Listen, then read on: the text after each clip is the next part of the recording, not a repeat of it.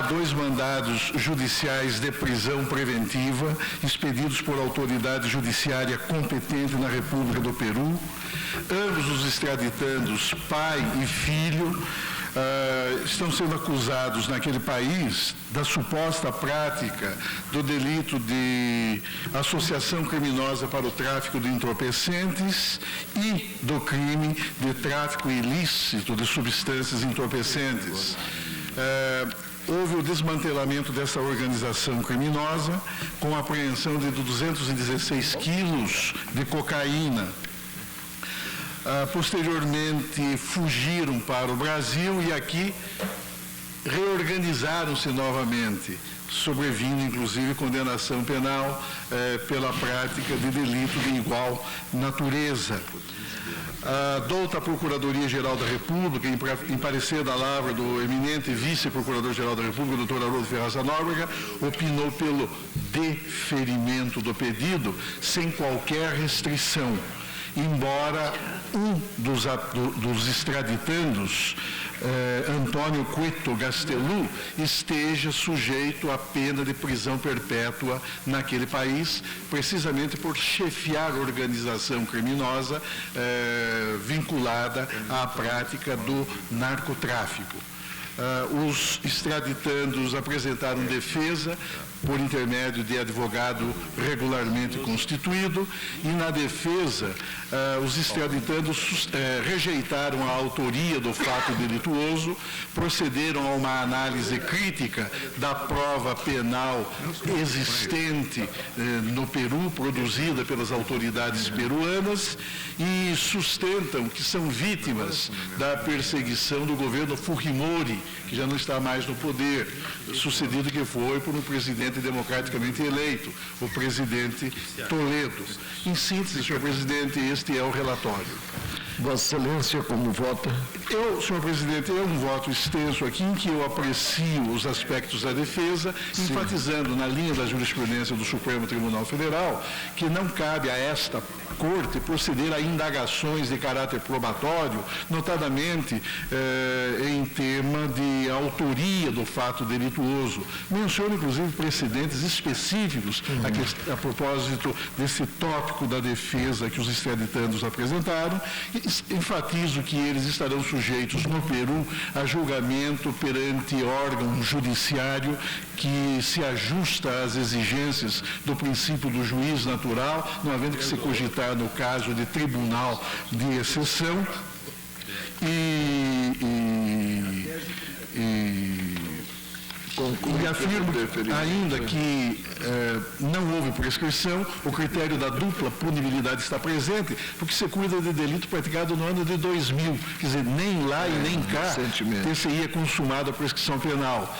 Um dos extraditandos, que é Roger Ishman Cueto Canchari, sustenta que seria inimputável à época dos fatos, mas a prova documental desmente essa alegação. Por quê? Porque ele completou 18 anos em janeiro de 2000 e os fatos delituosos imputados a ele pelas autoridades do Peru tiveram lugar 2 meses após. Começaram a ser praticados a partir de março de 2000, quando ele já completara 2 meses antes a idade, portanto, dispondo de capacidade penal. Apenas há um ponto onde eu ainda respeitosamente insisto em uma divergência em relação a esse egrégio plenário, que é o problema da pena de prisão perpétua. Eu saliento, senhor presidente, porque um dos extraditandos, o pai, está sujeito à pena de prisão perpétua naquele país. Ontem mesmo fiz pela internet um levantamento de recentes alterações constitucionais e verifiquei que a prisão perpétua ainda continua mantida, inclusive para este tipo de delito na República do Peru, precisamente para aqueles que chefiam organizações criminosas vinculadas à prática do narcotráfico. E essa é uma das acusações contra o extraditando pai. Então, sobre esse aspecto, senhor presidente, eu saliento que não desconheço a posição desta Corte, tenho presente, no entanto, a necessidade do Supremo Tribunal Federal proceder a uma adequada ponderação dos valores em conflito. De um lado, a necessidade de cooperação internacional na repressão à criminalidade e, de outro, a preservação e a intangibilidade de direitos fundamentais, em ordem a alcançar entre tais valores uma justa relação de equilíbrio quando esta Corte se vir confrontada, como no caso, com situações de tensão dialética que antagonizam valores básicos. Não obstante a orientação que hoje prevalece nesta Corte, não vejo, coerente com votos por mim proferidos em anteriores processos tradicionais que menciono, como dar precedência a regras de ordem meramente convencional, como aquelas constantes de tratados internacionais ou a normas de natureza simplesmente legal, sobre prescrições subordinantes de natureza eminentemente constitucional que vedam de modo absoluto, no plano da própria Declaração de Direitos Fundamentais, a cominação e a imposição de quaisquer penas de caráter perpétuo. Irrepreensível, a meu juízo, senhor presidente, sobre todos os aspectos, o douto voto vencido, proferido em 1986 pelo eminente ministro Rafael Maier, quando do julgamento da referida extradição 426 dos Estados Unidos, quando esta Corte, na verdade, alterou a sua posição. Ocasião em que esse ilustre magistrado ponderou com indiscutível acerto, a propósito do tema, o que se segue, verbes, entendo que a razão da interpretação compreensiva adotada pela Corte reside em que repugna ao ordenamento jurídico brasileiro a aplicação em tempo de paz da pena de morte, bem assim da pena de prisão perpétua. Ambas essas sanções tratadas geralmente par e passo nas legislações que adotam e na doutrina como integrantes da mesma categoria de penas eliminatórias. Trata-se de um reflexo na aplicação das leis ou dos tratados internacionais, e no caso há um tratado bilateral de extradição entre o Brasil e o Peru, da supremacia do valor consagrado na proibição constitucional, não sendo admissível, faça a entrega de alguém submetido à sua jurisdição para sofrer pena que no Brasil não se aplicaria, por absoluta incompatibilidade com seus preceitos. Em consequência do entendimento que hoje prevalece nesta Corte, menciono, reiterado no recentíssimo julgamento da extradição 838, de que participou o eminente ministro Gilmar Mendes, vencidos no ponto em causa, além de mim próprio, os eminentes ministros Maurício Correia, Vossa Excelência, senhor presidente, e Sepúlveda Pertence, cabe registrar que o Supremo Tribunal Federal tem reconhecido a possibilidade jurídica de efetivar-se a entrega extradicional sem a correspondente necessidade de qualquer compromisso prévio de o Estado requerente comutar para o máximo de 30 anos de reclusão a pena de prisão perpétua, salvo se o tratado de extradição eventualmente existente impuser tal ressalva, o que, no entanto, não se verifica no contexto do tratado de extradição Brasil-Peru, consoante prescreve o artigo 7º.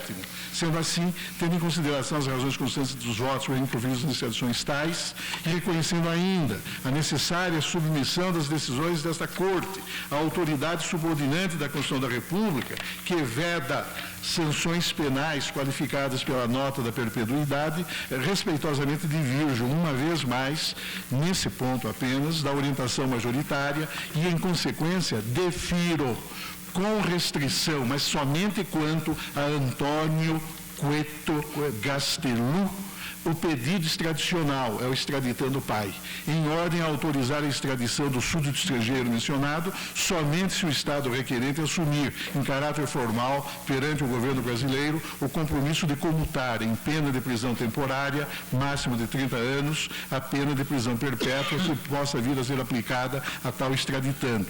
No que se refere ao outro extraditando, o filho, é o Jorge Ihman Cueto Canchari, defiro sem qualquer restrição o pedido extradicional, eis que contra ele inexiste a possibilidade de imposição da pena de prisão perpétua. Proclamo, portanto, que o Tribunal, por unanimidade, deferiu a extradição, vencidos parcialmente os ministros relator, Maurício Correia, Sepúlveda Pertence e o presidente, no que impunham, em relação ao extraditâneo Antônio Cueto Gastelum, a impossibilidade de o governo requerente vir a impor a pena de prisão perpétua. Ministro Carlos Veloso, Vossa Excelência é relator do mandado de segurança 24.304, impetrantes Glória Treve e outros, e impetrado o presidente do Conselho Nacional de Refugiados, CONARE, e também o coordenador-geral do Conselho Nacional de Refugiados. Sim, presidente. Trata-se de mandado de segurança preventivo com pedido de liminar, impetrado pelos extraditandos Glória de Los Angeles Trevinho Ruiz, Maria Raquenel Portillo e Sérgio Gustavo Andrade Sanches, contra atos do presidente e do coordenador-geral do Comitê Nacional para os Refugiados, CONARE, do Ministério da Justiça, consubstanciado no julgamento do pedido de reconhecimento da condição de refugiados pelo referido comitê. Diz os impetrantes que reportagem publicada no jornal O Globo foi divulgado que, em 19 de novembro de 2001, o pedido de refúgio solicitado pelos impetrantes seria julgado e indeferido pelo CONARE. Noticiou ainda que, em desrespeito ao sigilo previsto no artigo 25 da Lei 9.474, o ministro de Estado da Justiça, doutor Aloysio Nunes Ferreira, em 14 de 11 de 2001, declarou para jornalistas presentes à sua posse que o México é um país democrático que respeita plenamente os direitos individuais. Não creio que ela, referindo-se à primeira impetrante, preencha as condições de refugiada política. Informam também que, em 17 de novembro de 2001, o jornal Correio Brasileiro noticiou: o ministro mantém suas declarações e não vê problema da transferência de Glória para o México. Na ainda referida reportagem, verbes, o destino da mexicana Glória Treve será mesmo decidido na manhã de segunda-feira. O ministro da Justiça, Aloysio Nunes Ferreira, manteve a reunião do Comitê Nacional para Refugiados, CONARE, que vai julgar o pedido de refúgio feito pela cantora. Cito ainda reportagem do jornal O Globo.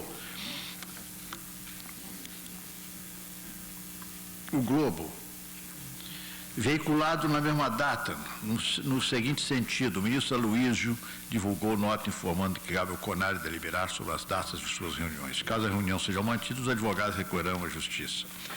Sustenta a nulidade do processo de requerimento de refúgio, o argumento que o ministro de Estado da Justiça, quem compete a função revisora da decisão do Conselho nas mencionadas declarações, teria antecipado a decisão do CONARE. Sustentam mais violação aos artigos 20 e 25 da Lei 9.474/97, segundo da Lei 9.784/99.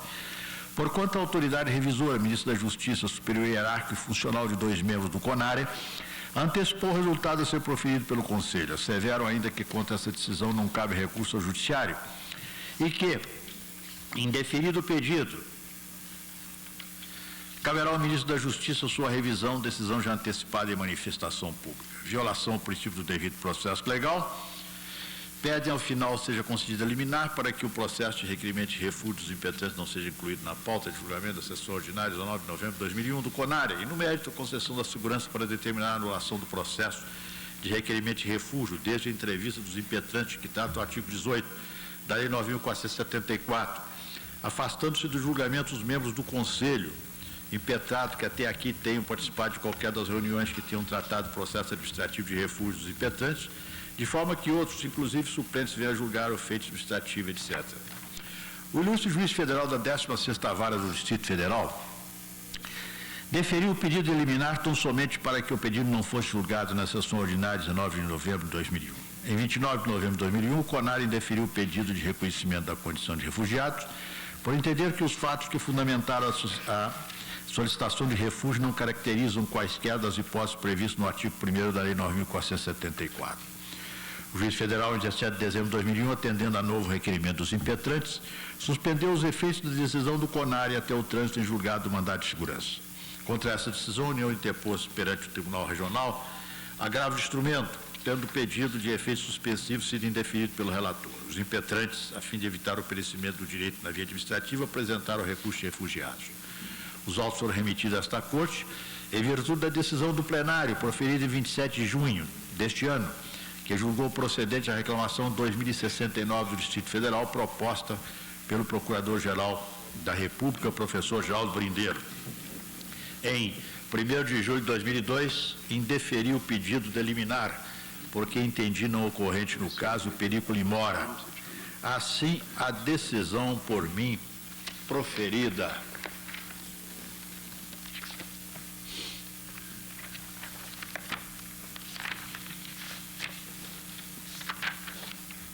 Supremo Tribunal decidiu no julgamento da reclamação número tal, por mim relatada, que a competência sobre o processo de julgamento deste mandado de segurança da Corte Suprema, motivo porque cassou a liminar deferida pelo eminentíssimo juiz declarado incompetente.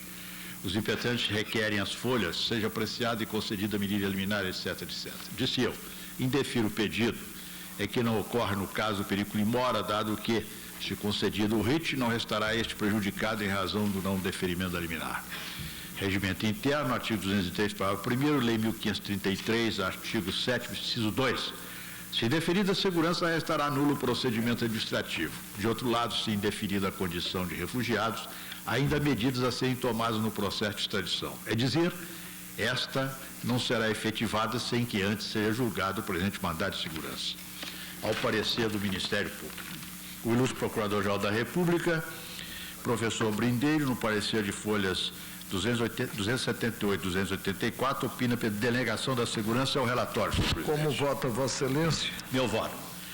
Sustenta os impetrantes que os membros do CONARE estão subordinados hierarquicamente ao ministro da Justiça, que exerce função revisora da decisão do Conselho, dado que a ele cabe o recurso da decisão denegatória do refúgio, que, segundo dispõe o artigo 26 da Lei 9.474, a decisão do CONARE será tomada por maioria simples, ao presidente cabendo o voto de desempate. Artigo 16, parágrafo único. Que, tendo o ministro da Justiça antecipado o resultado, forçoso é admitir que teria havido violação do sigilo previsto no artigo 20 e 25 da Lei 9.474, além de descumprimento do disposto no artigo 2º da Lei 9.784 de 99 e violação do devido processo legal, artigo 5º, inciso 55 da Constituição. Esclarece o Ministério Público Federal no parecer de folha 278, 284, relativamente ao Conselho Nacional de Refugiados, CONARE, e ao procedimento administrativo do pedido de refúgio. Então, transcrevo o trecho do relato do parecer, em que Sua Excelência, o eminente Procurador-Geral, com base na lei, mostra como ocorre o procedimento no Conselho. E digo eu, em suma, o CONARE é constituído de representantes de 6 órgãos públicos e um representante de organização não governamental dedicada à atividade de assistência e proteção de refugiados no país. Lei 9.474, artigo 14, incisos 1 a 7º. Certo que o Alto Comissariado das Nações Unidas para Refugiados, ACNUR, será sempre membro convidado para as reuniões do CONARE com direito à voz, sem voto, artigo 14, parágrafo 1º. O CONARE pode reunir-se com quórum de 4 membros, deliberando por maioria simples, artigo 16. Em caso de empate, será decisivo o voto do presidente do CONARE, artigo 16, parágrafo único. A decisão pelo reconhecimento da condição de refugiado será considerada ato declaratório e deverá estar fundamentada, artigo 26. Quando denegatória a decisão que deverá estar fundamentada, quando denegatória, que deverá estar fundamentada, caberá recurso para o ministro de Estado da Justiça, artigo 29. Isto esclarecido, examinemos os fundamentos da impetração. Afaste-se primeiro que tudo a alegação no sentido de que os membros do CONARE estão subordinados ao ministro da Justiça. O simples fato de, sendo negativa a decisão do CONARE, caber recurso ao ministro da Justiça, artigo 29, isso não quer dizer que os membros do CONARE, oriundos de diversos órgãos públicos e de uma organização não governamental, estariam subordinados àquela autoridade. Os membros do CONARE decidem com independência, o que deflui da Lei 9.474, exigindo esta que as decisões sejam motivadas. Ademais, participa das reuniões do CONARE, como membro convidado, o Alto Comissariado das Nações Unidas para Refugiados, com direito à voz. Artigo 14, parágrafo 1º. Esclareça-se, ademais, que os membros do CONARE são designados pelo Presidente da República mediante indicações dos órgãos e da entidade que o compõem. Certo que a participação no CONARE será considerada serviço relevante e não implicará remuneração de qualquer natureza ou espécie. Artigo 15. Sustenta-se ainda que, tendo o ministro de Estado da Justiça feito declarações a respeito do caso, declarações que poderiam ser consideradas como antecipação do julgamento do CONARE, forçoso seria admitir que teria havido quebra do sigilo previsto no artigo 20 e 25 da Lei 9.474, além de descumprimento do disposto no artigo 2º da Lei 9.784 de 99, violação de devido processo legal. O argumento não tem procedência.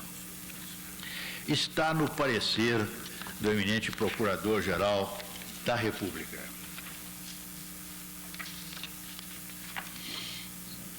O artigo 25 da Lei 9.474 dita que os intervenientes dos processos relativos às solicitações de refúgio deverão guardar segredo profissional quanto às informações a que terão acesso no exercício de suas funções.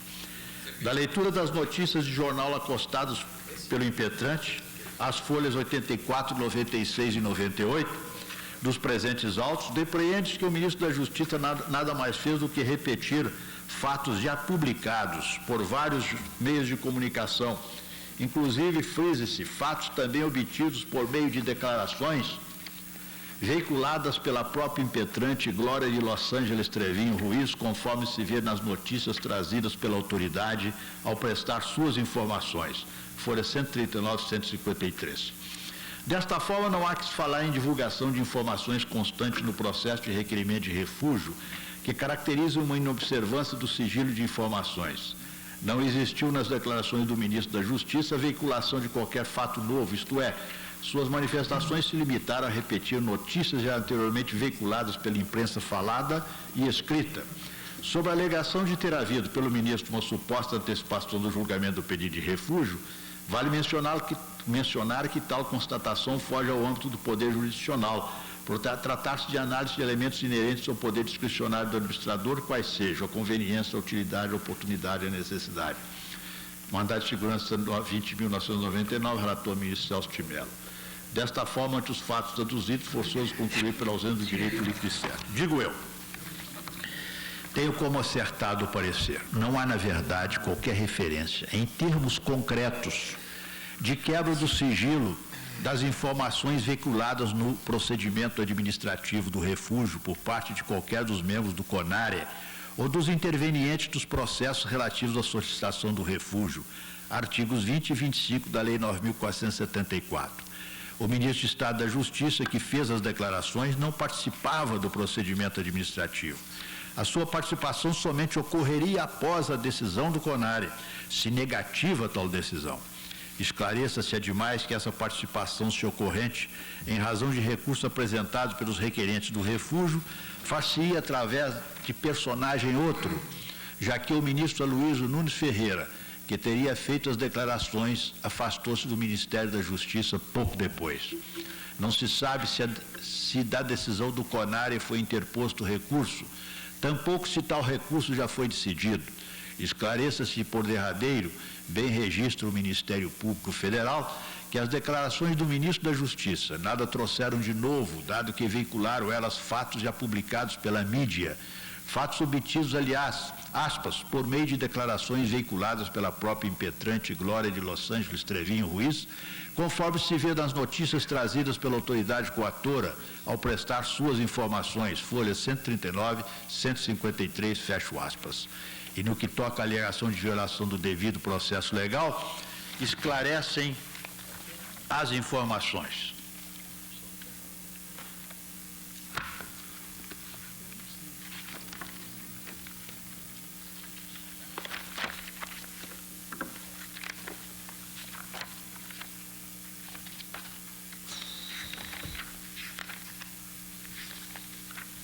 Esclarece as informações. 134.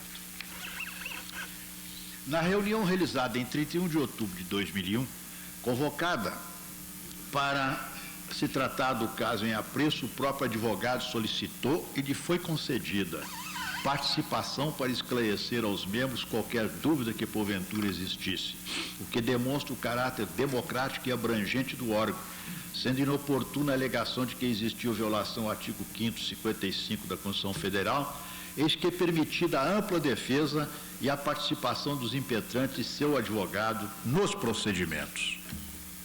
Mas,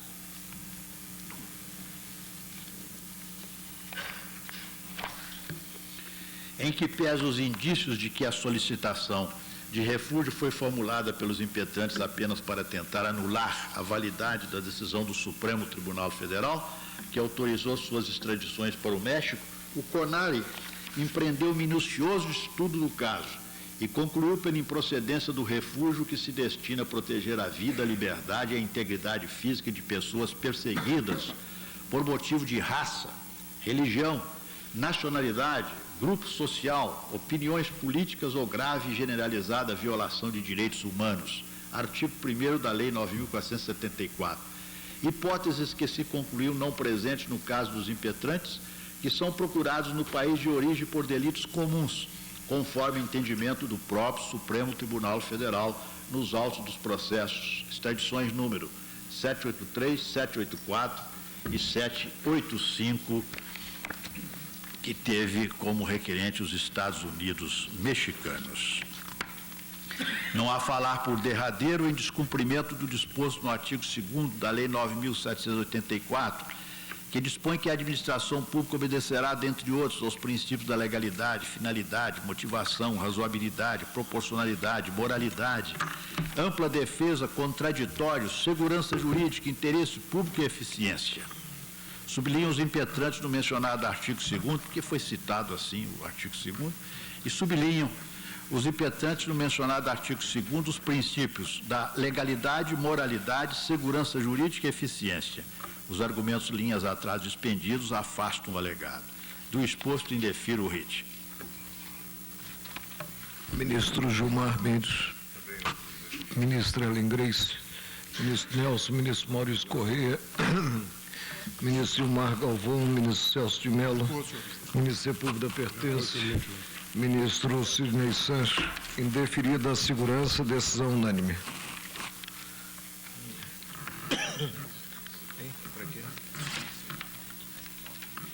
Ministro Gilmar Galvão, processo, creio, para retirada de pauta, ação civil originária 589, autor Estado do Rio Grande do Norte e ré a União.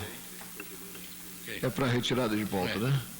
Então fica retirado de pauta o processo apregoado.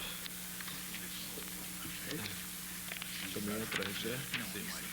Ministro Gilmar Galvão, Vossa Excelência é relator da ação direta de inconstitucionalidade 1131, requerente Partido dos Trabalhadores, PT, e requerido Presidente da República.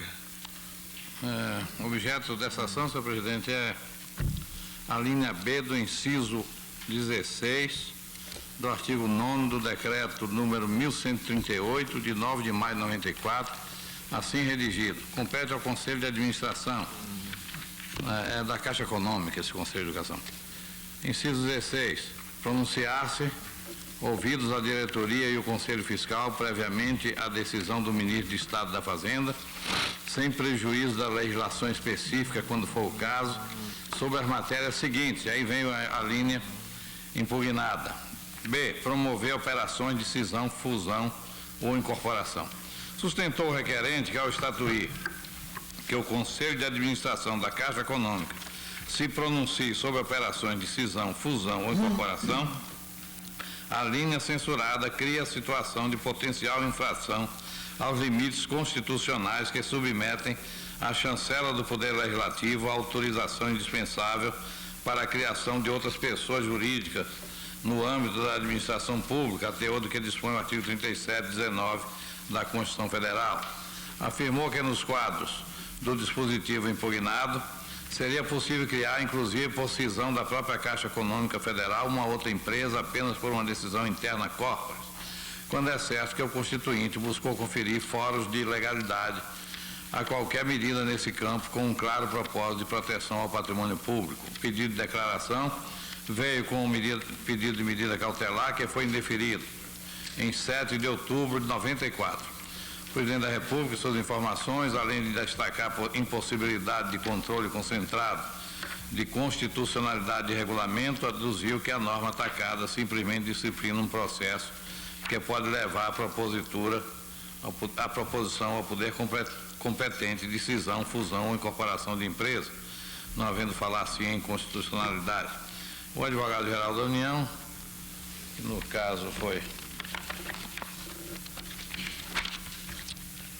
Doutor Gilmar Mendes, não. Não, acho que não é não, que até um negócio antigo danado aqui. É antigo? 94. Precisa ler, não. Não. Manifestou-se pela compatibilidade do dispositivo impugnado aos princípios constitucionais vigentes. A doutora Procuradoria, em parecer do seu ilustro professor Geraldo Brindeiro, optou pela improcedência. É o relatório. Como vota Vossa Excelência? Presidente, registra-se de início que o Supremo Tribunal Federal expressamente entendeu que, quando o julgamento da medida cautelar, seu ato normativo sobre o enfoque passivo de exame em ação direta, restando superada, portanto, a preliminar suscitada pelo requerido. Na mesma ocasião, quanto ao conteúdo da arguição de inconstitucionalidade, proferiu o seguinte voto: com efeito, basta uma leitura da norma impugnada para que se verifique que é o Conselho de Administração da Caixa Econômica Federal incumbe apenas e tão somente pronunciar sobre eventuais operações de cisão, fusão ou incorporação, antes de encaminhar suas conclusões ao ministro de Estado da Fazenda. A expressão promover, contida na linha, não altera a competência do órgão, que é apenas a de pronunciar sobre matérias, nem induz a conclusão de que tais operações sejam levadas a cabo pelo curso da via exclusivamente administrativa, no âmbito da própria Caixa. Não decorre, portanto, deste pronunciamento qualquer efeito vinculativo ao juízo de conveniência e oportunidade a ser formulado pela autoridade superior competente, que no caso é o ministro do Estado da Fazenda, ao nível mais imediato e em instância superior, o próprio presidente da República, que pode até mesmo desconsiderar o parecer técnico emitido por tal órgão da Caixa Econômica Federal. Assim longe está o seu pronunciamento de provocar de per si e em prejuízo da lei o processo para a criação de novas entidades de caráter público. Evidente, assim, que em nenhum momento o exercício dessa prerrogativa por parte do Conselho de Administração importa restrição à edição de lei para a concretização dos atos de cisão, fusão ou incorporação, a que se refere a linha censurada. E vai por aí nesse diapasão. Eu estou convencido da correção desses fundamentos, julgo improcedente a ação direta. Ministro Ilmar, ministra Ellen, os colegas estão de acordo? Julgado improcedente o pedido formulado na ação, na inicial da ação.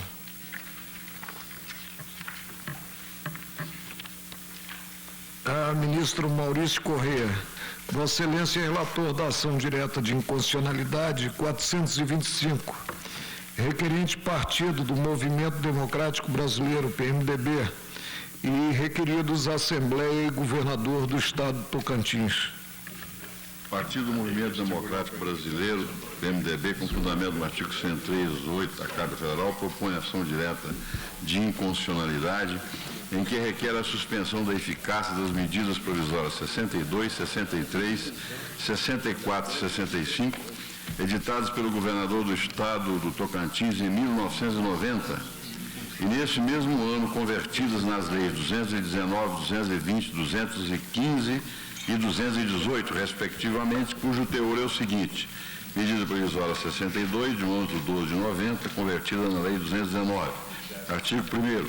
A remuneração dos cargos em comissão integrantes do anexo 4º do quadro de pessoal da administração direta do Poder Executivo, instituído pela Lei 157 de 90, de 27 de junho de 1990, com suas alterações posteriores, fica registrado em 80%.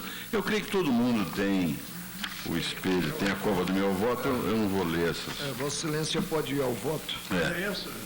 Ao voto? Essa é a 425.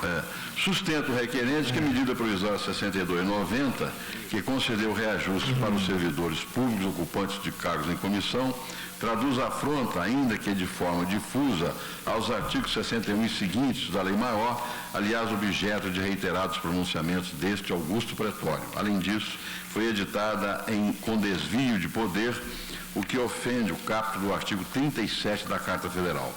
Aduz que o governador do Estado, amparado pela medida provisória 6390, pretende doar às famílias carentes, sem definir qualquer critério, uma área de 140,469 hectares, equivalente a quase 30% do município de Palmas. Alega também que a medida provisória 6490, que autoriza o chefe do Poder Executivo a doar bens do Estado aos municípios e entidades filantrópicas sem fins lucrativos, representa verdadeira procuração ad negócio em branco. Quanto à medida provisória 6590, que determina sejam repassados para os municípios nos próximos 5 anos, além do percentual previsto no artigo 151, quarto da Constituição Federal, mais 10% da arrecadação provinda do ICMS, afirma que a previsão nela contida ofende dispositivos da Carta da República, artigo 158, quarto, e parágrafo único, 161, 194, 196, 205 e 37 caput, e compromete o erário estadual, inviabilizando, em consequência, a gestão futura do governador eleito.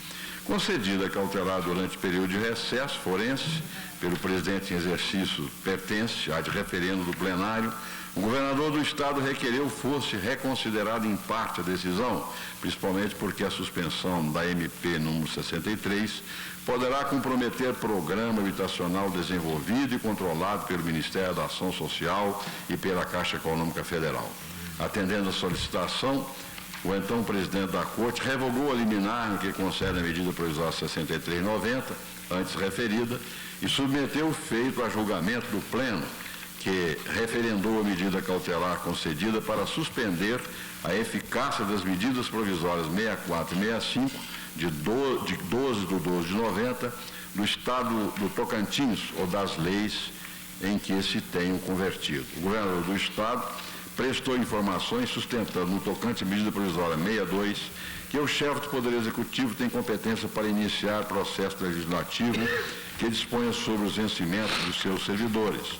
Quanto às medidas provisórias 63 e 64, afirma que a lei pode autorizar a alienação de bens do Estado, conforme prevê a Constituição tocantinense, para atender às necessidades da população de baixa renda. E, finalmente, que a medida provisória 65 não estabeleceu vinculação da receita de imposto a determinada despesa, mas tão somente definiu uma diretriz plurianual de ação governamental a ser refletida nos orçamentos anuais e convênios definidores das despesas a serem realizadas. A Assembleia Legislativa do Estado não prestou as informações solicitadas. O advogado-geral da União, no exercício de sua atribuição constitucional, que lhe confere o artigo 103, parágrafo 3º, ratificando a argumentação expendida pelo governador, requer seja julgada improcedente a ação. O Procurador-Geral da República opina pela procedência parcial da ação para que seja declarada inconstitucionalidade das leis estaduais 215 e 218, resultantes da conversão das medidas provisórias 64 e 65, ambas de 1990, em parecer sintetizado na seguinte emenda: medidas provisórias do Estado de Tocantins, convertidas em lei pela Assembleia Legislativa, alegação de desvio de poder, inconstitucionalidade do diploma legal que delega ao governador poder para doar quaisquer bens imóveis do Estado, invalidade de lei estadual que destina aos municípios percentual da arrecadação do ICMS superior ao estipulado pelo artigo 158 da Constituição do relatório. Como vota Vossa Excelência? Preliminarmente, já que a questão teve origem em norma editada por meio de medida provisória, julgo oportuno examinar o tema referente à competência dos governadores dos Estados-membros para editar esse instrumento legislativo, tal qual é permitido ao Presidente da República por força do artigo 62 da Constituição Federal. Creio que essa Corte deve pronunciar-se definitivamente sobre a matéria, tendo em vista posições doutrinárias divergentes, conforme será explicitado a seguir. O governador do Estado de Tocantins expediu medidas provisórias em conformidade com a Constituição Estadual, que as prevê em seus artigos 25, inciso 5º e 27, parágrafos 3º e 4º, vermes. Artigo 25.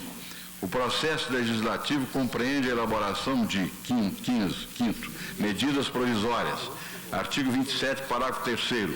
Em caso de relevância e urgência, o governador do Estado poderá adotar medidas provisórias com força de lei, devendo submetê-las de imediato à Assembleia Legislativa, que, estando em recesso, será convocado extraordinariamente para se reunir no prazo de 5 dias. Parágrafo 4º. As medidas provisórias perderão eficácia desde a edição, se não forem convertidas em lei, no prazo de 30 dias a partir de sua publicação, devendo a Assembleia Legislativa disciplinar as relações jurídicas delas decorrentes. O insigne professor Raul Machado Horta lembra que o decreto-lei, as medidas provisórias, as leis delegadas, são formas de deslocamento da atividade legislativa para o Executivo.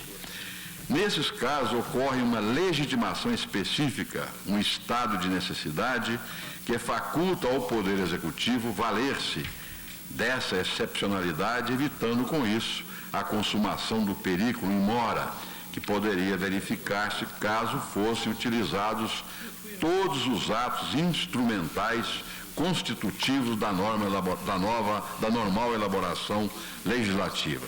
Não se deve, porém, relegar a segundo plano a índole de excepcionalidade que o artigo 62 da Constituição Federal confere a essa modalidade legislativa ao condicionar sua adoção aos casos de relevância e urgência, assim considerados de forma discricionária pelo chefe do Poder Executivo, que saberá avaliar a importância do objeto a ser disciplinado, levando em conta a circunstância concreta que reclame imediata providência, sob pena de o interesse público sofrer dano de difícil reparação ou até de perecimento do bem a proteger-se.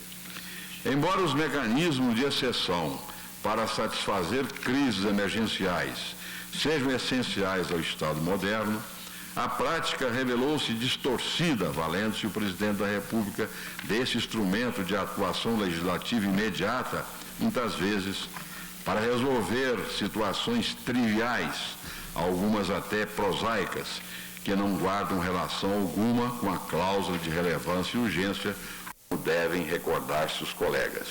A Constituição Italiana de 1947, que inspirou o Constituinte brasileiro na adoção da medida provisória em nosso sistema constitucional, exige como pressupostos a necessidade e a urgência. A Carta de 1988, em seu artigo 62, preferiu substituir o termo necessidade por relevância, conferindo-lhe maior grau de discricionariedade. No Brasil, apenas algumas constituições estaduais atribuíram ao chefe do Poder Executivo a faculdade de editar medidas provisórias, destacando-se dentre elas a dos estados de Santa Catarina, artigo 51, Acre, artigo 79, Piauí, artigo 75, parágrafo 3º, e a do Tocantins, artigo 27, parágrafo 3º. Indaga-se da possibilidade de estender-se a competência do Presidente da República, prevista no artigo 62 da Constituição Federal, aos governadores dos estados. Doutrinariamente, embora alguns defendam a inconstitucionalidade da utilização desse instrumento pelos Estados-membros, dado ser exceção ao princípio da divisão dos poderes, só valendo nos limites estritamente previstos na Carta Federal, como ensinam José Nilo de Castro e Eli Lopes Meireles, essa não é a corrente dominante na doutrina nacional, que adota o entendimento preconizado, dentre outros, por Alexandre de Moraes. Vermes, conforme estudado em tópico anterior, o Supremo Tribunal Federal considera as regras básicas do processo legislativo previstas na Constituição Federal como modelos obrigatórios às constituições estaduais. Tal entendimento, que igualmente se aplica às leis orgânicas dos municípios, acaba por permitir que no âmbito estadual e municipal haja previsão de medidas provisórias a serem editadas, respectivamente, pelo governador do Estado ou prefeito municipal e analisadas pelo Poder Legislativo local, desde que, no primeiro caso, exista previsão expressa na Constituição Estadual e, no segundo, previsão nessa e na respectiva lei orgânica do município. Além disso, será obrigatória a observância do modelo básico da Constituição Federal, direito constitucional, etc., etc. No mesmo sentido, ressalta Carrasa: nada impede, porém, que, exercitando seus poderes constituintes decorrentes, os estados, municípios e o Distrito Federal prevejam a edição de medidas provisórias, respectivamente, estaduais, municipais e distritais.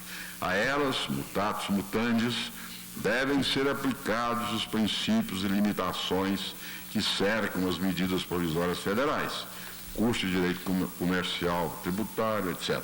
Da mesma forma, pensa Brasilino dos Santos. A partir da noção de federalismo, chega-se à conclusão de que seja admissível a edição de medidas provisórias, obedecidos os pressupostos constitucionais por estados, pelo Distrito Federal e por municípios. O desaparecimento da vedação constitucional aos estados de editarem decretos-lei constante da Constituição anterior é outro argumento ponderável. Medida provisória, página tal.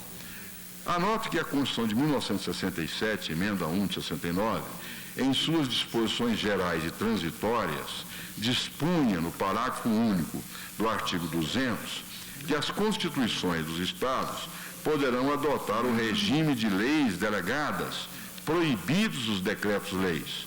Por seu turno, a Carta de 1988 não impôs restrição aos estados membros quanto ao uso das medidas provisórias. Tendo em vista a diferença de tratamento dado à matéria, o Tribunal, na sessão plenária de 1º de 4 de 93, não vislumbrou relevância na arguição de inconstitucionalidade proposta na DMC 812 de Tocantins, Moreira Alves, conforme se vê do excerto a seguir transcrito, aspas, não havendo na atual Constituição a proibição que os Estados-membros adotem a figura da medida provisória, ao contrário do que sucedia com a do decreto-lei em face da emenda constitucional número 1 de 69, artigo 200, parágrafo único, e pelo menos num exame superficial, como é o requerido quando do julgamento de pedido de liminar, não ocorrendo fortes indícios de pedido de liminar, não ocorrendo fortes indícios de que esse instituto atende a peculiaridades excepcionais do plano federal, que impeçam seja ele tido do modelo suscetível de inclusão no processo legislativo estadual, não se caracteriza, no caso, a relevância jurídica necessária à concessão da medida excepcional, que é a suspensão provisória da eficácia de norma jurídica. A propósito, assinalo que, nesse mesmo sentido, tem apontado implicitamente a jurisprudência desta Corte. No julgamento da ADIME 691, pertence DJ 19 de 6 de 92, foi analisada a ocorrência de vício de iniciativa de medida provisória editada pelo governador do estado do Tocantins e posteriormente convertida em lei pela Assembleia Local. Não se cogitou na ocasião de qualquer inconstitucionalidade formal da espécie normativa que iniciou o processo legislativo. De modo igual, ocorreu quando foram apreciados em diversos processos os efeitos da medida provisória 6195 do Estado de Santa Catarina, também convertida em lei pelo Legislativo Local. RE 222.480, Santa Catarina, Moreira Alves, DJ de 1 de 9 de 2000. Sem consistência, portanto, a tese que nega aos estados a faculdade de editar medida provisória em razão de ser obrigatória a interpretação restritiva e por ser uma exceção ao princípio da tripartição dos poderes é que o parágrafo 1º do artigo 25 da Carta Federal reservou aos Estados as competências que não lhes sejam vedadas por essa Constituição. Quis o Constituinte que as unidades federadas pudessem adotar o modelo do processo legislativo admitido para a União, uma vez que nada está disposto no ponto que lhes seja vedado. Ora, se a Constituição Federal foi silente em relação às espécies normativas que poderiam ser editadas pelos Estados, não cabe colocar a questão em termos de interpretação restritiva ou ampliativa de preceito inexistente. Ademais, essa exegese só se aplica às limitações do poder constituinte estadual, com exceção, é claro, das cláusulas pétreas, como observa José Afonso da Silva. Também não procede a alegação de que inexiste necessidade dessa via legislativa por ser menos moroso o processo de elaboração de leis nos Estados. Tal assertiva não encontra respaldo constitucional, visto que a instituição de medidas provisórias pelos Estados-membros não se contrapõe à estrutura da Constituição Federal. O princípio do estado de necessidade constitucional em tempo de normalidade vige em diversos países, onde o sistema é unicameral, adequado a solucionar situações emergenciais. Esse fundamento pode ser relevante para o controle judicial do requisito da urgência a ser observado pelo Poder Executivo quando utiliza essa faculdade normativa excepcional, mas não para concluir pela inconstitucionalidade das medidas provisórias editadas pelos Estados. Admitir que a edição de medidas provisórias reduz ainda mais as competências do Poder Legislativo dos Estados é argumento que não prospera, dado que tal entendimento parte do falso suposto de que haveria uma produção legislativa anômala do Executivo Estadual, tal qual acontece com a União. Aliás, os próprios Estados-membros é que decidem, por intermédio de seu poder constituinte, se inclui ou não as medidas provisórias na seção de sua carta reservada ao processo legislativo, pois não se trata de modelo federal a ser absorvido compulsoriamente pela unidade federal. É tradição nesta Corte aplicar o princípio da simetria ao procedimento legislativo nos Estados-membros, que também enfrentam situações excepcionais a reclamar providências urgentes e relevantes capazes de saná-las, especialmente se considerarmos o fato de que vários deles possuem tamanho, população e economia equiparáveis a diversos países do mundo. Corroborando o entendimento ora sustentado, o professor Wade Lamego Bulos enumera 2 argumentos para legitimar a possibilidade de o chefe do Executivo, no âmbito estadual, municipal e distrital, expedir medidas provisórias. Primeiro, a ausência de vedação no texto constitucional vigente, diferindo assim da ordem constitucional pregressa, que proibia os Estados-membros de adotarem decretos-lei. Depois, a aplicação compulsória do princípio da simetria, que exige correlação com o modelo federal no processo de formação de leis previsto nas cartas estaduais. Impende assinalar que são de observância compulsória os 2 requisitos, relevância e urgência, impostos à União pelo artigo 62 da Constituição Federal. A respeito do processo legislativo, essa Corte vem decidindo quanto à obrigatoriedade de os Estados-membros observarem as linhas básicas do modelo federal, diz 216, redator por um acordo Celso de Mello, 822 pertence, STJ tal, 1181 de que foi relator e por aí vai. Essa vinculação deve ser seguida, inclusive, em relação às modificações introduzidas pela Emenda Constitucional 32, condição de validade do dispositivo estadual desde então. Na hipótese em exame, constata-se que a Constituição do Estado de Tocantins estabelece em seu artigo 25, inciso 5º, que o processo legislativo compreende a elaboração de medidas provisórias e no artigo 27, parágrafos 3º e 4º, fixa o procedimento. Cuida-se de fiel reprodução da Carta Federal, segundo o texto vigente à época da prática dos atos, com observância, portanto, dos pressupostos mencionados anteriormente. Com base nessas breves considerações, resolvendo a preliminar suscitada, tenho como legítima a atuação do Estado do Tocantins, que, acompanhando o modelo federal, introduziu em sua Constituição a faculdade de um governador editar medidas provisórias, tal qual ocorreu na espécie. É a preliminar, senhor presidente. Ao julgamento da ação direta de inconstitucionalidade 425, relator ministro Reia, que tem a palavra. O mérito lembro que, por ocasião do exame do pedido cautelar, esta Corte referendou o despacho proferido pelo ministro Pertence, no exercício da presidência, em acordo relatado pelo ministro Paulo Brossard, cuja emenda encontra-se... Eu transcrevo a emenda, não vou ler, porque a seguir eu examinarei.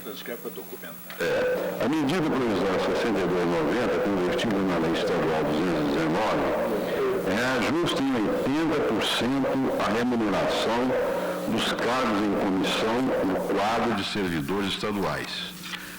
A inicial aponta como violados o caput do artigo 37 e o artigo 61 e seguintes da Constituição Federal. Quanto ao primeiro fundamento, caput do artigo 37, alega o requerente ter o governador agido com desvio de finalidade e com desobediência ao princípio da moralidade. Não é o caso de julgar-se prejudicada a ação por superveniência de alteração do texto constitucional, porque essa disposição não foi substancialmente modificada, apenas recebeu da emenda 19, de 5 de junho de 98, acréscimo do termo eficiência que se somou aos princípios a que deve obediência o ato administrativo, legalidade, impessoalidade, moralidade e publicidade. No mérito, conforme enfatizou o ministro Pertence ao apreciar a medida cautelar, o governador do Estado, no uso de suas atribuições constitucionais, justificou a medida na mensagem enviada à Assembleia Legislativa, esclarecendo que os cargos em comissão dos demais poderes do Estado se encontram em níveis salariais bem superiores, em desacordo com a isonomia de vencimentos prevista nas Constituições Federal e Estadual. Assim sendo, não há razão suficiente para declarar-se a inconstitucionalidade da norma em apreço por ofensa ao princípio da moralidade. No que se refere à alegada violação aos artigos 61 e seguintes da Constituição, iniciativa das leis e disciplinamento do processo legislativo, o requerente não analisou o texto impugnado em confronto com a Constituição Federal, limitando-se a afirmar que o ato atacado traduz afronta, aspas, ainda que de forma difusa, aos artigos 61 e seguintes da Lei Maior, aliás, objeto de reiterados pronunciamentos desse augusto pretório. Creio que a alteração introduzida pela emenda 18, na linha C do inciso 2º do parágrafo 1º do artigo 61, não impede o conhecimento da ação, pois manteve a redação anterior e transpôs a parte referente aos militares das Forças Armadas para a linha F, tema que não interessa a hipótese. No mérito, a arguição de inconstitucionalidade não procede, visto que a medida provisória é de autoria do governador do Estado, que a enviou à Assembleia Legislativa com observância do modelo federal. Julgo nessa parte, medida provisória 6290, convertida na Lei 219/90, improcedente a ação. Os colegas estão de acordo quanto... Aumento de vencimento. Sim. Podemos prosseguir, ministro. Passo a analisar a medida provisória 6390, convertida na Lei 220/90, que autorizou a Companhia de Desenvolvimento do Estado de Tocantins, Codetins, a doar ou vender lotes a familiares carentes para atender à execução da política habitacional do Estado. Observo que, na fase do exame da liminar, esta Corte indeferiu o pedido ao apreciar o requerimento de reconsideração, por entender que a suspensão da eficácia do preceito impugnado poderia comprometer o programa habitacional desenvolvido em parceria com o então Ministério da Ação Social e a Caixa Econômica Federal. Com efeito, o requerente demonstrou que, aspas, a importância de 55 milhões de cruzeiros destinada à aquisição do material de construção para as 200 casas embriões pelo convênio 469-GM90, beneficiou famílias que comprovaram renda até 2 salários mínimos e financiou mais 500 residências a serem construídas por meio de mutirão aos que oferissem até 5 salários mínimos. É de ressaltar-se que as afirmações da inicial, segundo as quais o governador pretende doar 30% da zona central da cidade de Palmas às famílias carentes, além de valer-se de interesses mesquinhos e eleitoreiros, não passam de meras alegações não comprovadas e incabíveis de serem apreciadas no controle abstrato da norma em questão.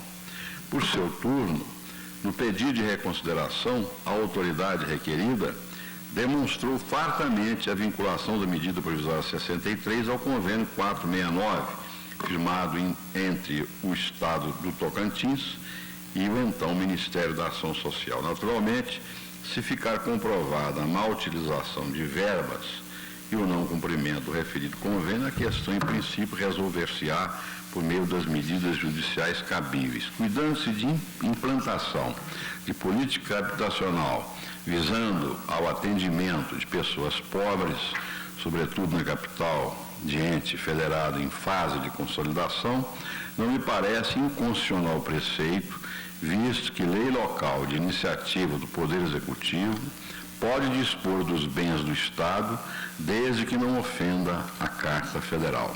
Na espécie, o requerido comprovou que a área a ser alienada se destina à implantação de projeto de assentamento popular em zona habitacional, desenvolvido e fiscalizado à época pela Caixa Econômica Federal e pelo Ministério da Ação Social. Com razão, portanto, o ilustre titular do Ministério Público Federal, ao concluir no ponto verbis, foi comprovado que a medida provisória em causa foi editada no âmbito do Programa Habitacional desenvolvido e fiscalizado pela Caixa Econômica Federal e pelo Ministério da Ação Social. A farta documentação juntada aos autos evidencia a finalidade social do projeto, o que afasta a alegação de desvio de poder. Ademais, ressai evidente a irreversibilidade dos fatos produzidos pela norma em debate. Assim sendo, nesta parte, medida provisória 6390, convertida na Lei 220/90, julgo improcedente o pedido. Podemos prosseguir, ministro.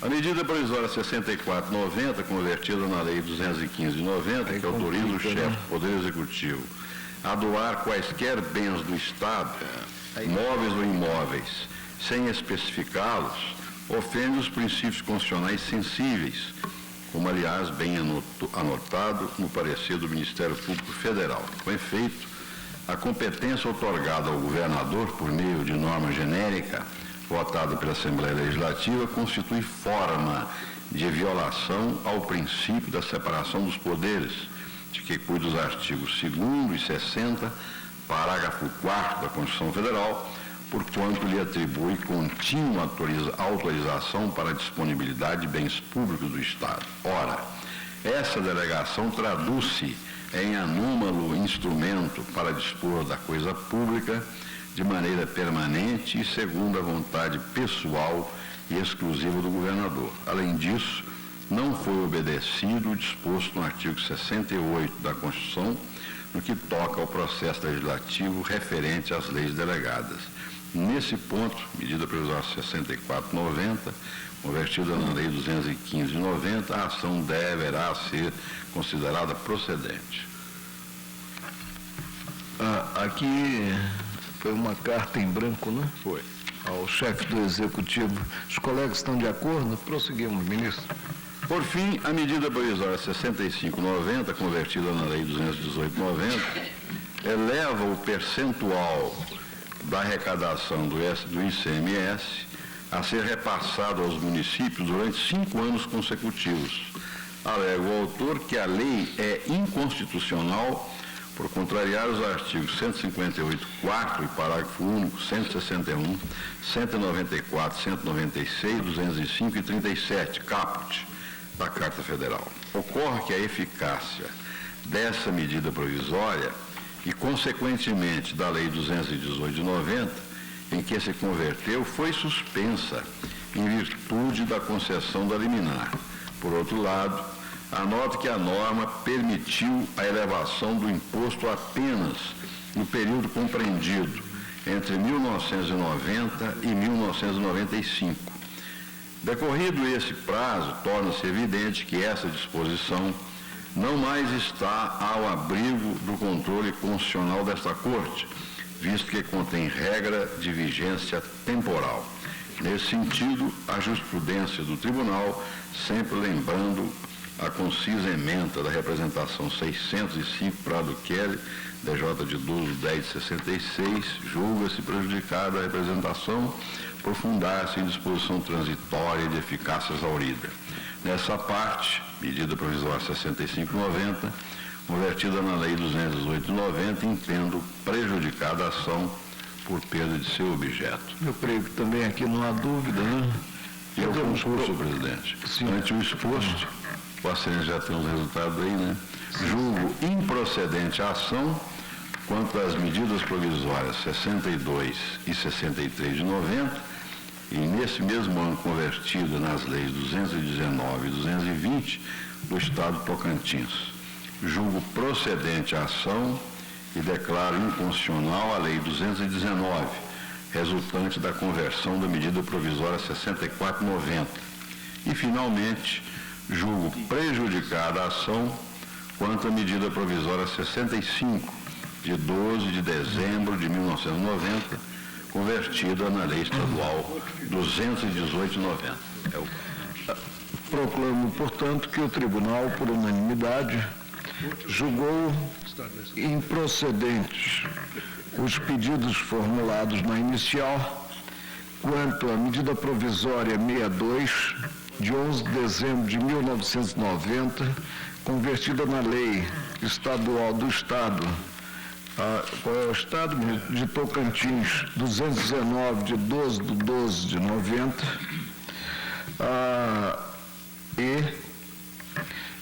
quanto à medida provisória 63, de 12 de dezembro de 90, convertida na Lei Estadual 220, de 12 de dezembro de 90, acolhendo o pedido para declarar a inconstitucionalidade da medida provisória número 64, de 12 de dezembro de 1990, convertida na Lei Estadual 215, de 14 de dezembro de 90, assentando o prejuízo do pedido quanto à medida provisória 65, de 12 de dezembro de 1990, convertida na Lei Estadual 218, de 12/12/90.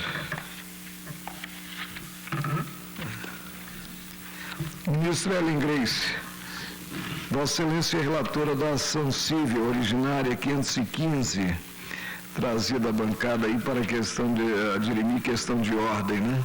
Autor, Banco Central do Brasil, réu, Distrito Federal.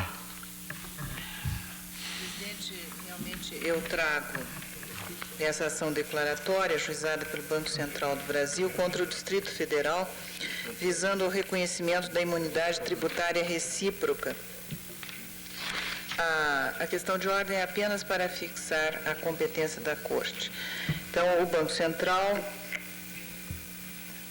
intenta a ação contra o Distrito Federal visando o reconhecimento da imunidade tributária recíproca prevista no artigo 150, inciso 6º, letra A e parágrafo 2º da Constituição, no que diz respeito à cobrança de IPTU e taxa de limpeza pública, a incidir sobre 7 imóveis residenciais de propriedade do requerente, tidos como reserva técnica e destinados à ocupação por membros de sua diretoria. Requerida tutela antecipada, o juiz da 15ª Vara Federal da Seção Judiciária do Distrito Federal, perante o qual foi proposta a ação, indeferiu tal providência. Após o oferecimento da contestação pelo requerido, declinou o referido juízo da sua competência, determinando a remessa dos autos a esta Corte. Com base no artigo 102, inciso 1º, letra F da Constituição, alegou ser o tema em questão suscetível de deflagrar um desequilíbrio no pacto federativo, não possuindo o conteúdo patrimonial da demanda, o condão de superar a contenda política em causa. O Ministério Público Federal, em parecer da lavra da Subprocuradora-Geral, doutora Sandra Curro, opinou pela competência originária desse Supremo Tribunal para processar e julgar a causa, postergando a análise de mérito para momento oportuno. Em questão de ordem, trago a apreciação do plenário o tema relativo à competência para processamento e julgamento da presente ação. E como vota Vossa Excelência? Conforme relatado, cuida-se de litígio em que se discute a existência ou não de imunidade recíproca entre uma unidade da administração federal indireta, Banco Central, e o Distrito Federal, intentando este último a incidência de IPTU e TLP sobre imóveis de propriedade do autor. Sendo a imunidade recíproca uma forma de manifestação do princípio federativo, considero possuir o conflito em questão estreita ligação com o Pacto da Federação, hipótese em que esta Corte tem reconhecido excepcionalmente sua competência originária no exercício outorgado pelo artigo 102, inciso 1º, letra F da Constituição Federal. Dentre outros precedentes em que essa questão foi abordada pelo plenário da Corte, trago a ação originária número 477, relatada pelo ministro Moreira Alves, nos seguintes termos: litígio entre a autarquia federal e Estado-membro sobre propriedade de terras devolutas, questão de ordem. Litígio dessa natureza envolve questão que diz respeito diretamente ao equilíbrio federativo, sendo, portanto, causa que inequivocamente é da competência originária da Corte, na posição de Tribunal da Federação, que lhe outorga o artigo 102, inciso 1º F da Constituição Federal. Questão de ordem que se resolve pelo reconhecimento da competência desta Corte para o processo e julgamento originários da presente ação. Fecho aspas. No mesmo sentido, a ação originária, resolvida em questão de ordem também, número 593, de que foi relator o ministro Nery da Silveira. A emenda é a seguinte: ação civil originária, questão de ordem, ação declaratória negativa contra a Lei 13.370, de 30 de novembro de 99, editada pelo Estado de Minas Gerais, interferência no aproveitamento do potencial hidráulico existente em trecho do rio Jequitinhonha, localizado no município de Itapebi, Bahia. Parecer da Procuradoria-Geral da República para que seja reconhecida a incompetência da Corte. Relevantes os aspectos da demanda no que diz com o equilíbrio federativo e com as competências da União Federal e dos Estados acerca do aproveitamento dos potenciais hidráulicos e realização de obras atingindo rios de curso interestadual e ainda a respeito da partição de competências no âmbito federativo sobre a proteção ambiental e os embaraços que estados possam opor a obras atinentes à geração de energia elétrica. A ação que deve ter curso no Supremo Tribunal Federal, competente para dirimir conflitos que possam afetar o equilíbrio federativo. Artigo 102, 1º F da Constituição. Por todo o exposto, valendo-me também desses precedentes, eu resolvo a presente questão de ordem, reconhecendo a competência da Corte para apreciar e julgar a presente ação declaratória. Como voto, presidente? Os colegas estão de acordo? Resolvida a questão de ordem, no sentido da competência do Supremo Tribunal Federal para julgar a ação. Ministro Gilmar Mendes. Vossa Excelência é relator da ação direta de inconstitucionalidade 1948, requerente Confederação Nacional do Transporte, Requeridos, governador e Assembleia Legislativa do Estado do Rio Grande do Sul. Senhor presidente, eu gostaria de suscitar uma questão de ordem a propósito dessa ação direta. Cuida-se de uma ação ajuizada pela Confederação Nacional de Transporte, CNT, contra a lei do Estado do Rio Grande do Sul, que institui taxa em favor de autarquia estadual. A presente questão de ordem refere-se à legitimidade da CNT para figurar no polo ativo da presente ação. Em decisão unânime de 7 de novembro de 96, sob a relatoria do ministro Moreira Alves, esta Corte não conheceu da ação direta 1479, ajuizada pela CNT, tendo em vista a ilegitimidade ativa desta confederação, que teria composição híbrida. Tal decisão seguiu a jurisprudência consolidada por esta Corte quanto à legitimação ativa das confederações compostas por órgãos de caráter sindical e por associações civis. Na presente ADIM, a CNT não traz qualquer elemento a indicar a superação do quadro fático que ensejou o não conhecimento da ADIM 1479. Não obstante, tal questão não foi suscitada quando do exame e indeferimento da liminar em 4 de fevereiro de 1999. A presente questão de ordem possui especial relevância, tendo em vista especialmente as hipóteses, que não é a dos autos, mas eu também sou relator de uma outra questão em que houve deferimento de liminar, as hipóteses de deferimento de liminar e posterior verificação da ilegitimidade ativa da ação em ação direta de inconstitucionalidade.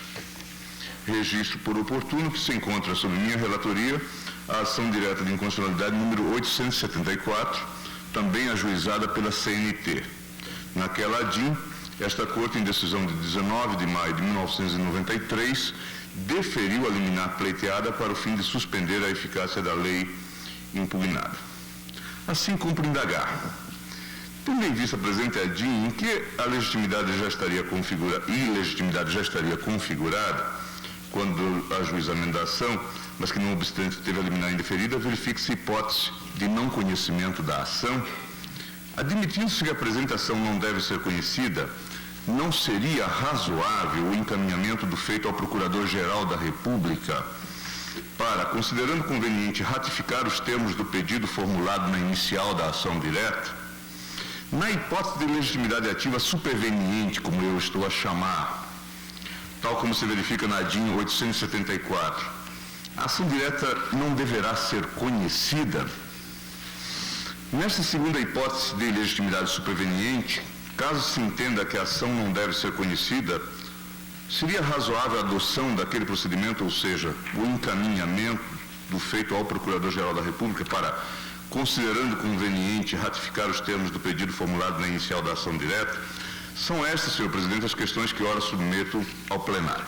Aqui, a Confederação Nacional de Transporte, entidade sindical de nível superior, impugna a Lei Gaúcha, que introduziu alterações na Lei 8.109, que dispõe sobre taxa de serviços diversos, criando no ponto em favor da Agência Estadual de Regulação dos Serviços Públicos Delegados do Rio Grande do Sul, a AGERGS,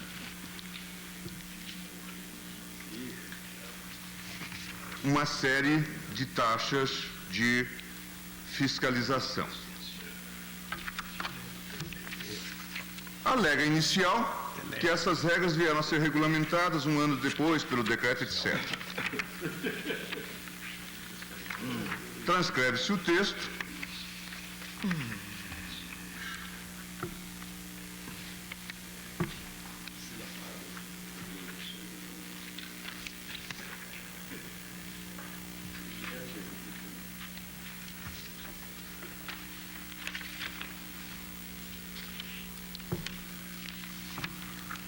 É o relatório. Como vota Vossa Excelência? Eu digo, senhor presidente. A matéria vem analisada com a habitual proficiência no douto parecer do senhor Procurador-Geral da República, professor Geraldo Brindeiro. Diz o Geraldo Brindeiro: conforme decisão dessa colenda Suprema Corte, no julgamento da liminar, o faturamento das empresas de transporte é tomado apenas como critério para a incidência da taxa de fiscalização e controle dos serviços públicos delegados. Esse é o entendimento do eminente ministro Nelson Jobim, que indeferiu a liminar por entender que o título 9, acrescentado à tabela de incidência prevista na Lei 8.109, pela Lei 11.703, apenas estabelece que a taxa de fiscalização e controle dos serviços públicos delegados é estipulada conforme faturamento anual. Ressalta que não há incidência sobre o faturamento. Considera que faturamento é tomado somente como critério para a incidência da taxa, que o faturamento não é o objeto da incidência, mas que ele serve de faixa para legitimar um aumento, uma diferença de taxa, exatamente porque a prestação de serviço, sendo maior, demanda mais fiscalização. Adotando o mesmo entendimento, o ministro Sepúlveda Pertence, ao proferir seu voto, referiu-se ao julgamento do RS 177.835 e outros, quando estava em discussão a questão da taxa de fiscalização da Comissão de Valores Mobiliários, e firmou sua convicção no sentido da constitucionalidade da taxa de fiscalização, que faz variar o quantum da exação segundo as faixas do faturamento da empresa. Entendeu assim ser impossível, na apresentação, exigir-se o dimensionamento preciso da atividade fiscalizatória sobre cada contribuinte e, dessa forma, considerou ser viável, razoável, tomar-se como indício do custo dessa fiscalização o vulto da empresa manifestado no seu faturamento bruto. Ressalte-se outro sim que, além do Estado do Rio Grande do Sul, a União Federal também utiliza esta forma de cálculo ao instituir taxa de fiscalização de serviço de energia elétrica diferenciada em função da modalidade proporcional ao aporte de serviço concedido, permitido ou autorizado, considerando-se o produto anual da exploração para incidência da taxa. Lei Federal 9.427, de 96. Não há, diz a Procuradoria, inconstitucionalidade a ser declarada com relação aos dispositivos impugnados contidos na Lei 11.073, de 30 de dezembro de 97, do Estado do Rio Grande do Sul, visto que não há incidência sobre o faturamento das empresas de transporte e rodoviária, ou seja, o faturamento serve apenas como critério para a incidência da taxa de fiscalização dos serviços públicos delegados. Vale ainda destacar a orientação jurisprudencial adotada por esse colégio do Supremo Tribunal Federal no recurso extraordinário 177.835, no qual ficou decidido que a variação da taxa de fiscalização em função do patrimônio líquido da empresa não significa, seja dito patrimônio, sua base de cálculo. Relator o eminente ministro Veloso. Por outro lado, é incabível a ação direta de inconstitucionalidade cujo objeto seja decreto de manifesto caráter regulamentar, como é o caso do decreto 39.228, visto que regulamenta a Lei 11.703, insuscetível, pois, na linha da jurisprudência do Supremo Tribunal Federal.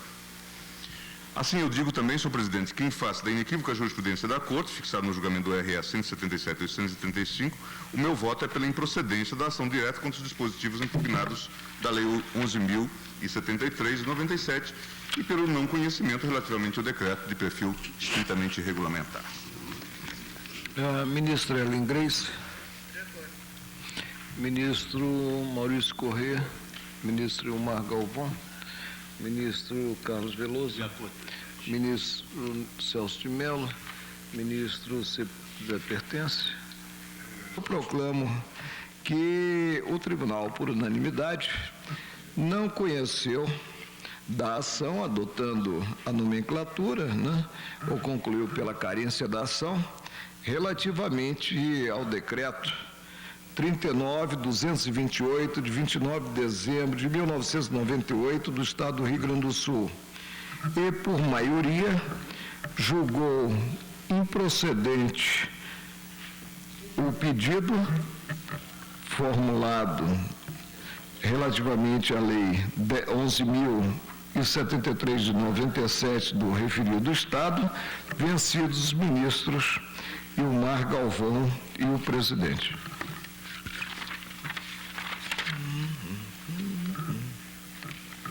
Ministro Sidney Sanches, conflito de competência 7.129, suscitante o Tribunal de Alçada do Estado de Minas Gerais e suscitado o Superior Tribunal de Justiça.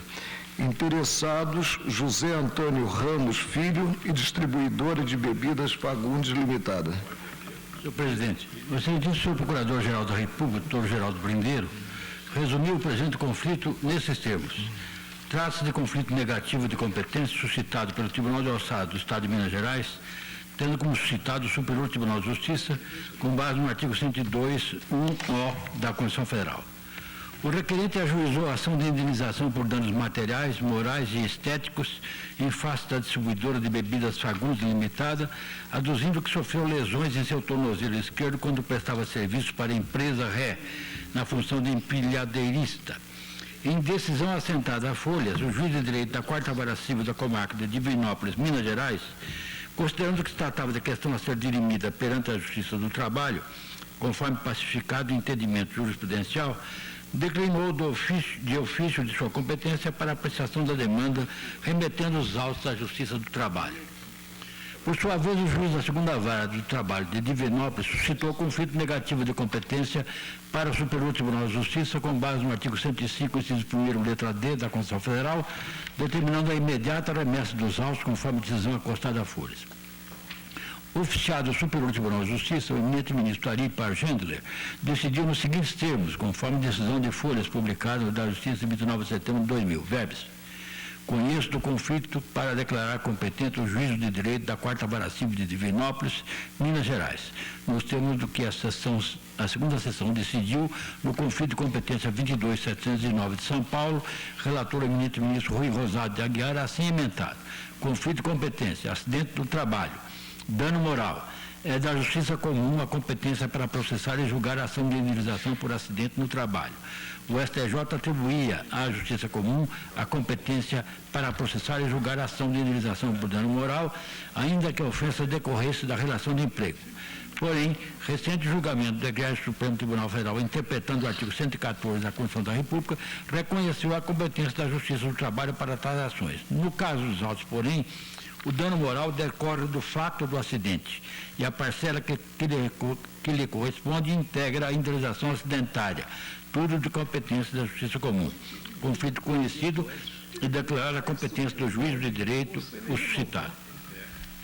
Os autos foram então devolvidos à Justiça de Direito da 4ª Vara Civil da Comarca de Divinópolis, Estado de Minas Gerais, onde foi proferida a sentença.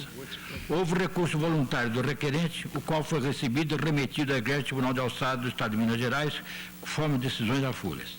A Egrégio 3ª Câmara Civil do Tribunal de Alçada do Estado de Minas Gerais houve por bem levantar mais uma vez a incompetência daquela justiça especializada, suscitando conflito negativo de competência para o Supremo Tribunal Federal, elencando como suscitado o Superior Tribunal de Justiça em decisão acostada a folhas, a qual restou assim emendada. Verbos. Apelação, ação de indenização, acidente do trabalho, demanda contra empregador, Justiça Comum Estadual, Justiça do Trabalho, conflito negativo de competência suscitado. O Egrégio Supremo Tribunal Federal fixou a exegese ampla quanto ao artigo 114 da Constituição da República, conflito de jurisdição 6.959, RE 238.737 e liminar na medida cautelar 2.260, Minas Gerais. Dessa forma, qualquer conflito, ainda que residente no direito comum e tenha como causa uma relação de emprego, deve ser solucionado pela Justiça do Trabalho.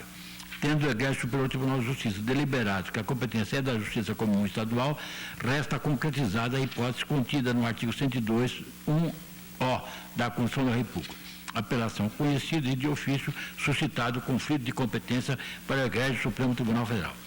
E prossegue o parecer. Com fundamento no artigo 102, 1O da Carta Constitucional, foram os autos remetidos a esta Corte, sendo distribuídos a Vossa Excelência. Vieram, então, com vista a essa Procuradoria-Geral para manifestação. Em seguida, opinou pelo não conhecimento do conflito pelas razões expostas a folhas. É o relatório. Como vota Vossa Excelência? É este o parecer da Procuradoria-Geral nas partes dedicadas à fundamentação e conclusão. Preliminarmente, cabe ressaltar que a discussão acerca da competência da Justiça Comum Estadual está definitivamente assentada em vista da deliberação alcançada pelo Superior Tribunal de Justiça. Aquela Corte Superior fez exame da questão no conflito de competência 30.317, conforme citado acima, pelo que a competência encontra-se definida. A revisão formulada pelo Tribunal de Alçada Mineiro ofende a preclusão pro judicato, posto que a matéria já foi objeto de decisão judicial transitada em julgado, da qual não houve recurso. Questões anteriormente decididas no feito não pode ser renovada sob pena de violação à segurança jurídica. Sob essa perspectiva, o presente conflito não pode ser conhecido por incabível. Nesse sentido, tem se posicionado essa colenda da Corte, como, por exemplo, no recente julgamento do conflito de competência 7.065, que teve por relator o ministro Sidney Santos, publicado no Diário da Justiça, 26 de agosto de 2002, hipótese em tudo semelhante à dos presentes autos. Vejamos, e cita aqui a conclusão do julgamento. Digo eu, acolho o parecer. Com efeito, o conflito negativo de competência surgira inicialmente entre juiz estadual do primeiro grau e juiz do trabalho. Foi ele dirimido pelo tribunal competente, ou seja, o Superior Tribunal de Justiça, nos termos do artigo 105.1d da Constituição, segundo o qual compete ao Superior Tribunal de Justiça processar e julgar originariamente os conflitos de competência entre juízes vinculados a tribunais diversos. E havendo o Superior Tribunal de Justiça concluído pela competência da Justiça Comum Estadual e não da trabalhista, ao juiz estadual cabia prosseguir no feito o que ocorreu no caso, inclusive com a posterior prolação da sentença de folhas. Sendo assim, em grau de apelação, ao Tribunal de Alçada de Minas Gerais incumbia o julgamento sem retornar ao conflito já dirimido pelo órgão judiciário competente, a cuja jurisdição também está sujeito em face do princípio da hierarquia funcional, conforme a jurisprudência desta Corte. Enfim, não pode haver conflito de competência entre um tribunal superior, como é o STJ, e um tribunal de alçada estadual, sujeito à jurisdição daquele. Isto posto, não conheço do conflito e determino o retorno dos autos ao Tribunal de Alçada de Minas Gerais para prosseguir no julgamento da apelação como de parecer de direito. Ministro Gilmar Mendes, ministra Ellen, ministro Maurício, ministro Gilmar, ministro Carlos Veloso, ministro Celso de Mello, ministro Sepúlveda Pertence. É o disposto no artigo 522 do Código de Processo Civil.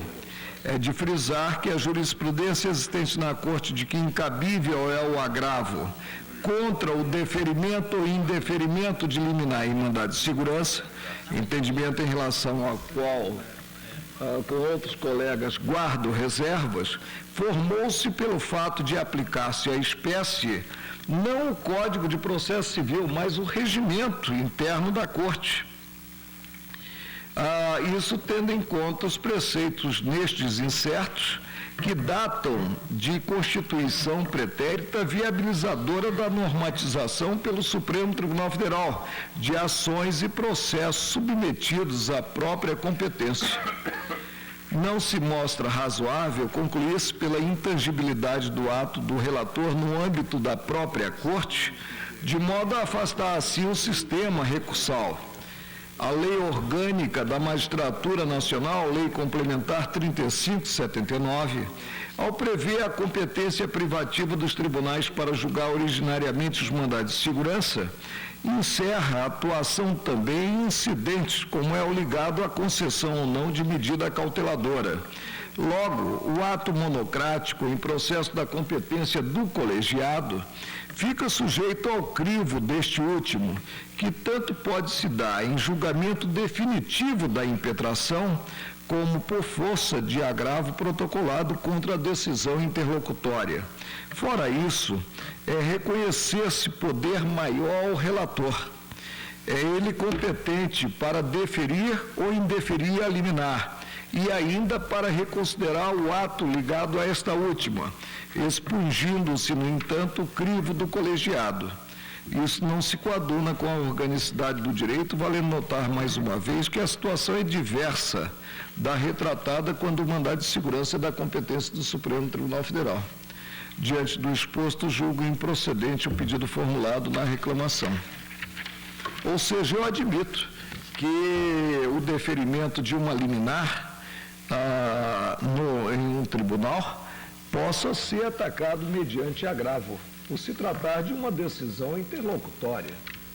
E estabeleço a distinção, considerada a nossa jurisprudência, quanto ao mandado de segurança impetrado nesta Corte originariamente, tendo em vista a regência não pelo Código de Processo Civil. Eu encontrei essa base para justificar a jurisprudência, mas a regência pelo regimento interno. A Câmara deu uma liminar? Não. O relator. O relator deu a liminar. Aí houve a interposição de um agravo. Pela autoridade coatora. pela autoridade coatora, a Comissão Parlamentar de Inquérito, né? Aí a Câmara, o colegiado, que em tese seria até competente para julgar o mandado de segurança, proveu o agravo e afastou do cenário aí jurídico, né, a liminar. É interessante. Presidente, acho que tendo em vista a jurisprudência do Supremo Tribunal Federal, eu vou pedir vista para examinar a questão. Eu tenho votado nesses casos e no seguinte sentido: a suspensão por parte do presidente do tribunal baseia-se em razões. Lá não pode. Razões políticas. Mas Agora, pode existir razões jurídicas. Razões jurídico-processuais que recomendariam a suspensão e que só podem ser postas no agravo, não no pedido de suspensão ao presidente do Supremo. Que cheguei aqui, fiquei vencido, acho que sozinho. Depois o ministro Pertence, quando chegou, sustentou o mesmo ponto de vista. E, se não me engano, outro ministro... Eu mesmo. Do agravo. Cabimento, eu Acho que Vossa sustentei. Excelência, né? No mandato de segurança do Supremo? Porque, Não, Vossa Excelência ficou, a rigor, se mantivessem os vencidos, teria virado a justiça. Porque realmente... A rigor, a ressalva passou a consubstanciar a maioria. Uma liminar, por exemplo, Sobretudo quando é parte, ou terceiro interessado, que não tem sequer legitimação para a suspensão de segurança. Exatamente. Eu não vejo como dizer que o único remédio contra uma liminar Tem que ser. seja a suspensão de segurança, e começa por ser de iniciativa da pessoa de direito público. Exato. E segundo, que tem essas motivações ditas políticas. Há uma solução. Aí há uma solução: aguardar o julgamento final do mandado de segurança e sofrer as agruras decorrentes da liminar. Se discute descabimento da liminar. Quando elaboramos o regimento interno do Superior Tribunal de Justiça, eu integrei a comissão, parece até que presidia, com o ministro Eduardo Ribeiro e outros colegas. Nós sustentamos essa tese e isso já é do regimento do Superior Tribunal de Justiça. Fazendo essa distinção. E todos os tribunais E a nossa, ministros, agravo contra liminar. Nós aqui é que interpretamos que não cabe contra a medida liminar. aqui, Mas aí, no mandado de nós aqui é que segurança da achamos nossa que não, competência. a nossa jurisprudência entende que não cabe, mas nós aí o não relator podemos disse que não estender tribunal. essa nossa jurisprudência aos outros tribunais, não é verdade? Mas a minha longa experiência já de tribunais, já vão lá 23, 24 anos, 25 anos talvez, presenciei casos em que era absolutamente necessária a suspensão e a suspensão não foi concedida pelo presidente do Supremo, porque não ocorriam aquelas razões políticas, mas razões jurídico-processuais recomendavam a suspensão. Aí o agravo. Exatamente, daí o agravo. Na Lei 8437, na verdade, houve até uma equalização, né? E hoje se maneja o agravo até mesmo nas hipóteses de suspensão. Sim. Que é aquela hipótese. Para o colegiado, quando do indeferimento. Limpar essa questão. Botar em pratos limpos. Eu peço vista só para examinar essa questão e... Pede vista? Então, após o voto, eu julgo improcedente o pedido formulado na reclamação, e ela é a 1616. Após o voto do relator, julgando improcedente o pedido formulado na inicial da reclamação, pediu vista o ministro Gilmar Mendes. Nós podemos encerrar por aqui. E eu faço um convite aos colegas que ainda não conhecem as dependências lá da TV Justiça para conhecerem, né, as instalações, com direito a cafezinho. Muito bem.